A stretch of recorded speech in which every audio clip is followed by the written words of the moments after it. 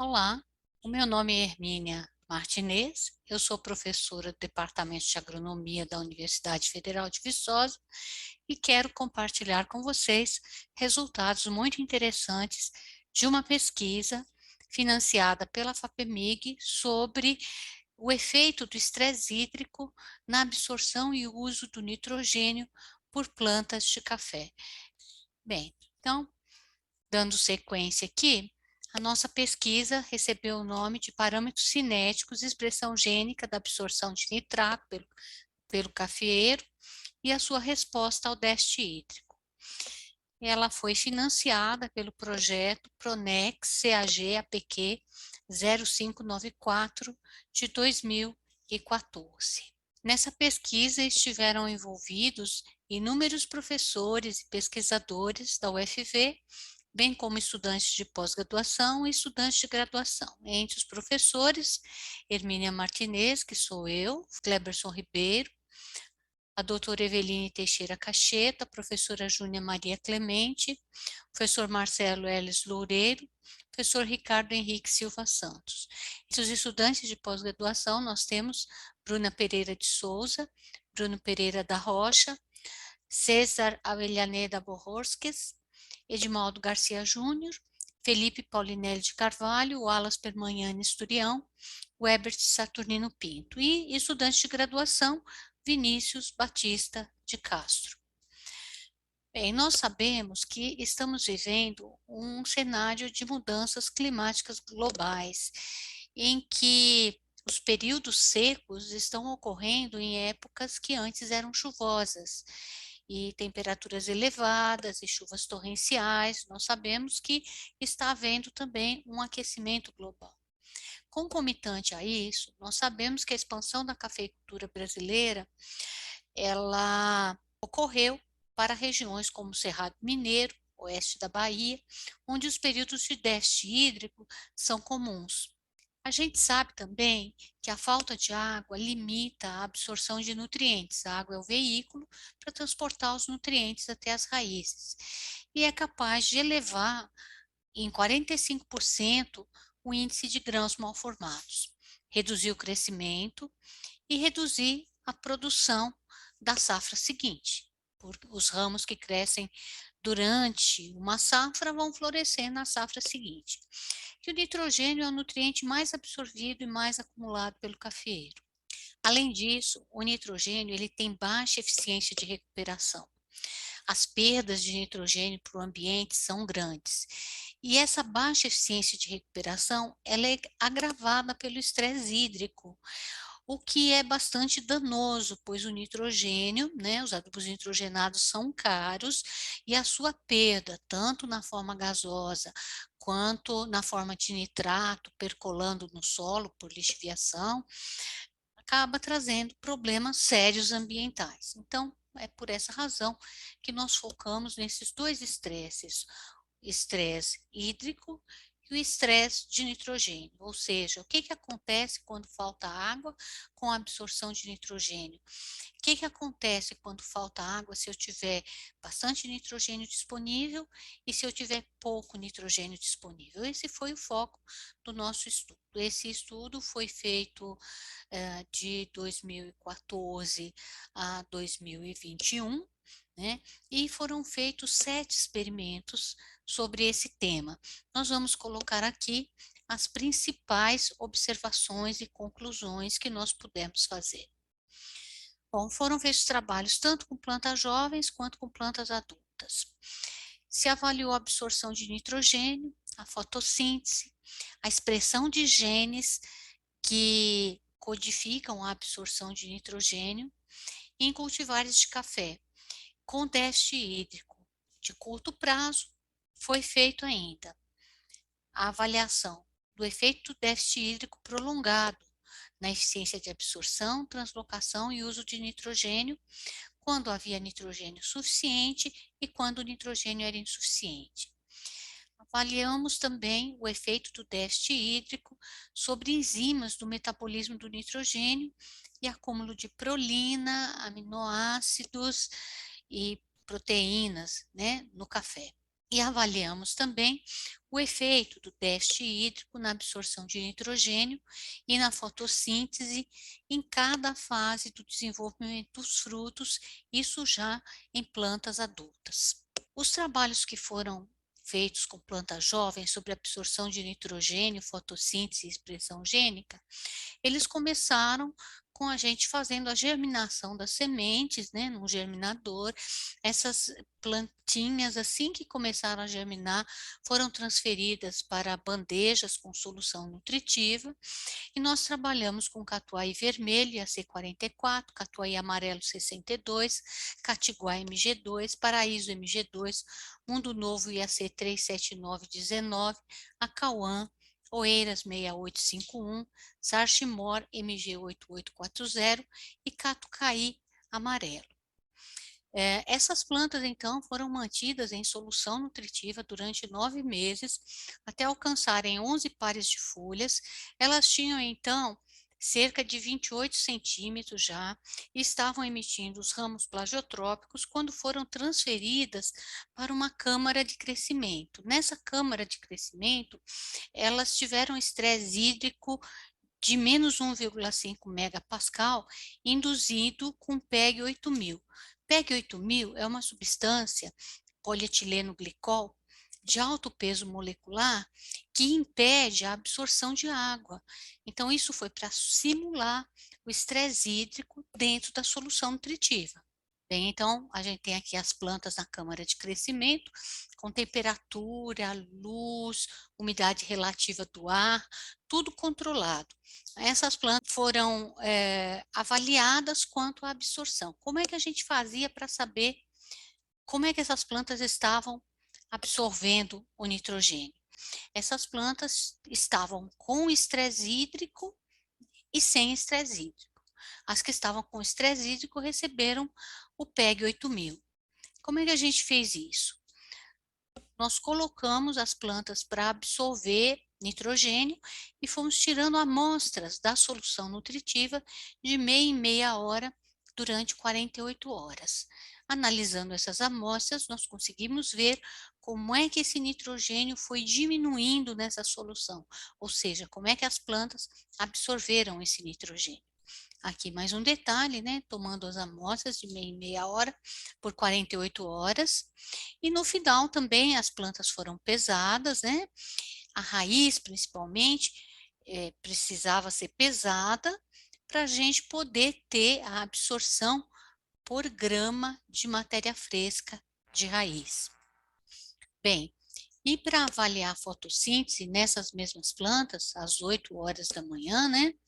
Foram empregados dois equipamentos bastante interessantes. Um IRGA, Infrared Gas Analyzer, né, para medir as trocas gasosas, e um fluorômetro, tá, para medir a fluorescência da clorofila. As medições foram feitas em folhas de ramos plagiotrópicos do meio da planta.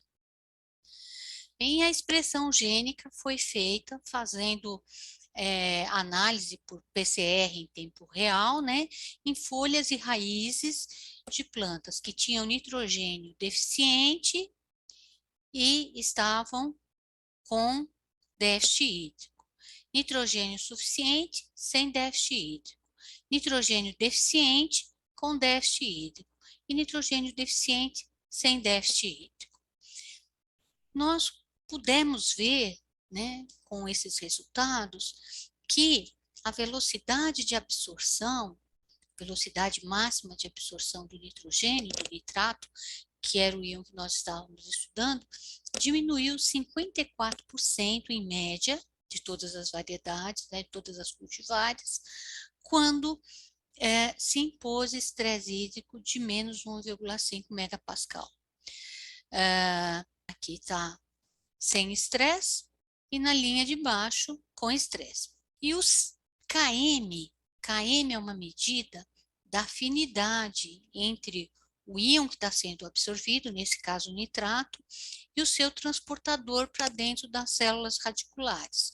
Quanto menor o Km, maior é a afinidade entre esse íon e o seu transportador.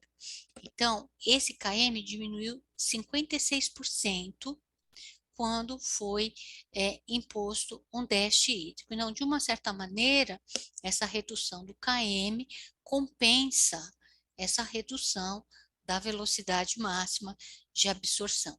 Bem, em relação às cultivares, nós observamos que a maior absorção de nitrogênio foi a da variedade Catuai amarelo, sem déficit hídrico, sem estresse hídrico. Com estresse hídrico, também foi a maior, mas houve uma queda na absorção de nitrogênio quando as plantas foram submetidas a estresse hídrico. A menor foi a da variedade Mundo Novo. Só que a Mundo Novo teve uma característica muito interessante. Ela quase não diminuiu a absorção de nitrogênio quando ela foi submetida a estresse hídrico. Bem, então nós pudemos concluir desse estudo que o estresse hídrico de curto prazo, ou seja, pouco tempo, ele promoveu maiores reduções na fotossíntese que o estresse nitrogenado de curto prazo, pouco tempo.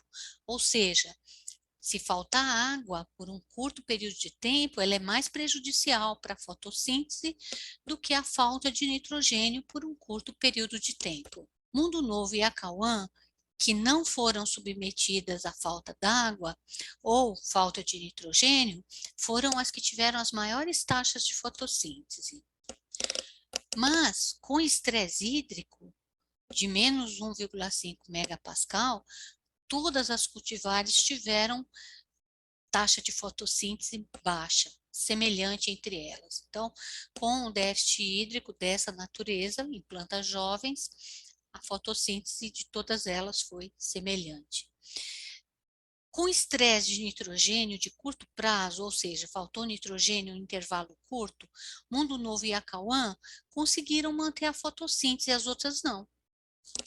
Quando se deu estresse hídrico, os genes responsáveis pela absorção de nitrogênio, esse NRT 1.2 e NRT 3.2, eles tiveram sua expressão aumentada.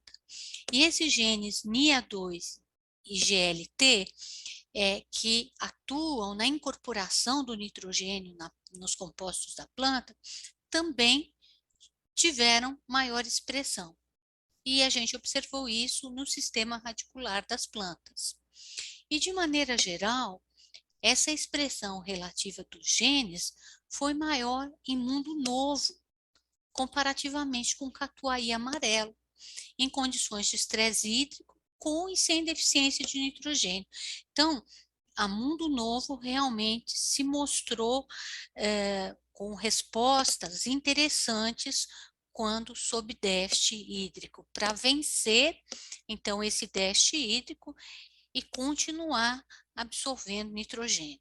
Bem, quando a gente estudou eficiência de absorção e de uso de nitrato, foi nessa forma que nós usamos o nitrogênio na nossa pesquisa. Em déficit hídrico prolongado, em déficit de meses, a gente teve algumas outras respostas, né? Nesse caso, nós trabalhamos com catuai amarelo, catuai vermelho, acauã e Mundo Novo. E as plantas foram cultivadas em solução nutritiva por 6 meses e depois receberam 2 doses de N, uma normal e outra baixinha, e ficaram 67 dias nessas doses. E depois, elas, para ficar diferenciadas em relação à nutrição com nitrogênio. E depois elas receberam estresse hídrico por 76 dias. E elas receberam estresse hídrico crescente, de 0, sem estresse hídrico, até menos 1,6 megapascal. E novamente, Mundo Novo se destacou.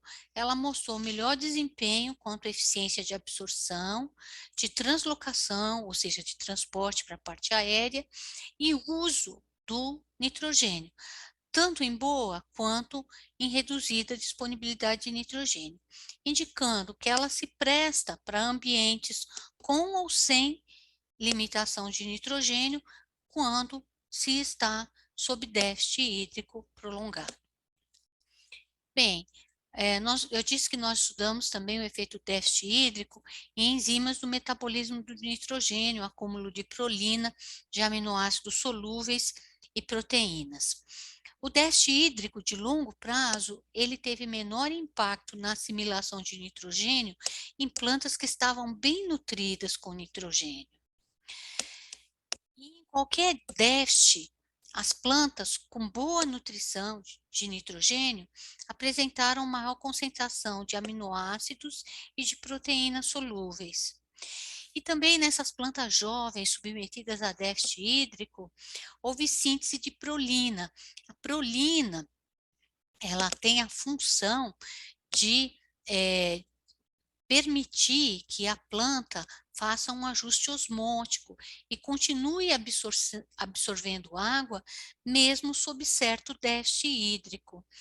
Então, as plantas de café produziram prolina nas raízes, né? E quanto melhor nutridas elas estavam com nitrogênio, maior foi a produção de prolina para fazer esse ajustamento osmótico. E com plantas adultas? Com plantas adultas, nós também trabalhamos com solução nutritiva e depois trabalhamos no campo.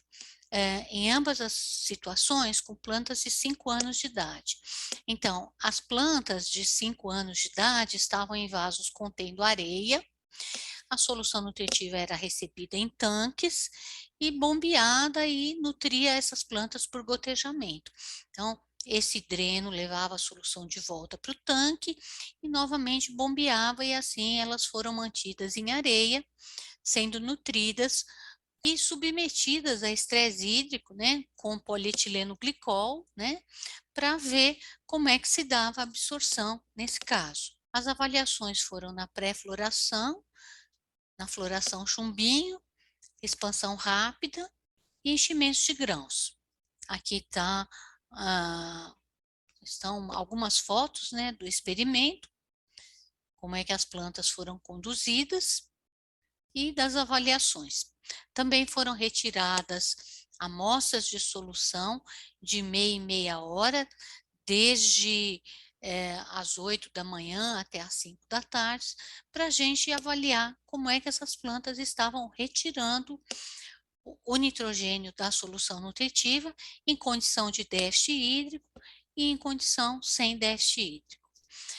Depois a gente precisava das raízes, porque a absorção é calculada por grama de raiz. Vejam que as raízes tinham tomado todo o vaso, foram separadas as raízes finas, que são aquelas que absorvem os nutrientes, são as raízes finas, foram separadas das grossas para a gente poder fazer todos esses cálculos. E o que a gente observou é que, da mesma forma que nas plantas jovens, a velocidade máxima de absorção, ela diminuiu em plantas que estavam sob estresse hídrico. Tá? O KM também acabou tendo uma certa diferença, mas a diferença foi maior na fase fenológica do que pelo estresse hídrico. Então, vejam bem, na fase aqui de enchimento do grão, foi que a gente teve o menor KM, a maior afinidade entre o nutriente e o seu carregador foi nas duas situações na fase de enchimento do grão. Mas a máxima velocidade de absorção, nesse caso aqui, foi no florescimento chumbinho. E aqui, todas elas ficaram com velocidade máxima muito próxima, excetuando o pré-florescimento aqui, que teve uma menor velocidade máxima quando estava sob estresse hídrico. Bem, aqui a gente pode generalizar, né, que o estresse hídrico reduziu a velocidade máxima de absorção, aumentou os valores da concentração mínima e os valores de C mínimo foram menores na granação. Essa concentração mínima é super importante, é a concentração mínima que tem no solo ou na areia e que a planta consegue absorver. Então, quando os valores de C mínimo aumentam, a planta para de absorver numa concentração mais elevada. E isso foi o que aconteceu quando se deu estresse hídrico a essas plantas. E o déficit hídrico também, da mesma forma que nas plantas jovens, nas mudas, reduziu a fotossíntese. Bem, nós tentamos reproduzir isso em plantas no campo. Tanto no experimento anterior quanto nesse aqui, a gente usou o catuai vermelho e a C99. No campo, a gente não estudou o estresse hídrico, estudou apenas a absorção. Para fazer esse experimento no campo, um mês antes, a gente tinha que escavar na base da planta, né? Escolher uma raiz lateral, cortar ela de um lado, né? Mas deixar ela ligada na planta. Aí a gente colocava um pedaço de TNT aqui de 30 por 50 centímetros, enchia de vermiculita, costurava e preenchia novamente com terra. No dia de avaliar a absorção de nitrogênio, um dia claro, com bastante sol, a gente desenterrava essa raiz e vocês vejam que aqui, ó, bastante raizinha fina. São essas raizinhas finas que cresceram nesse tubo, né? Nessa câmara de crescimento que nós pusemos aqui, que vão fazer a absorção de nitrogênio. Muito bem lavado, para tirar qualquer resíduo de vermiculita ou de terra, essas raízes foram colocadas dentro de um coletor de urina e juntamente aqui foi colocado um aerador de aquário porque a raiz respira. E a cada meia hora a gente tirava amostras dessa solução para ver como é que o nitrogênio estava desaparecendo nessa solução. Aqui mais um detalhe dessa retirada de amostras. E aqui os resultados que nós obtivemos. Não conseguimos ter bons resultados para todas as fases de desenvolvimento do fruto. Em algumas fases tinha muito pouca raiz e a gente não conseguiu ter uma boa resposta de absorção do nitrogênio que estava naquela bolsa coletora, né? Então, nós temos aqui a granação, aqui a expansão rápida, e aqui a maturação. Então, o que que nós vemos aqui? Que na maturação houve uma alta velocidade de absorção de nitrogênio em concentrações um pouco mais elevadas de nitrogênio, perto de 20 micromol por litro. E na expansão rápida, a velocidade de absorção foi maior nas baixas concentrações de nitrogênio. Bem, isso aqui evidencia para a gente que na maturação as raízes absorvem nitrogênio com alta velocidade, né? E esse nitrogênio, então, muito provavelmente vai constituir uma reserva para a estação de crescimento seguinte.